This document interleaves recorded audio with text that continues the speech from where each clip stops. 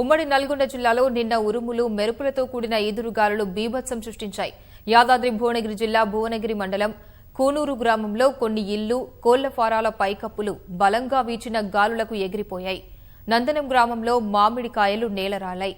జిల్లాలో అక్కడక్కడ రహదారుల వెంట చెట్లు విరిగిపడడంతో రాకపోకలకు ఇబ్బంది కలిగింది. యాదగిరిగుట్ట మండలం చోల్లేరు గ్రామంలో అకాల వర్షానికి వేప చెట్టు కూలి ఓ ఇల్లు ధ్వంసమైంది. సూర్యాపేట జిల్లాలోని పలు గ్రామాల్లో వందల కొద్దీ కరెంటు స్తంభాలు నేలకూలాయి. వందల ఎకరాల్లో పండ్ల తోటలు దెబ్బతిన్నాయి.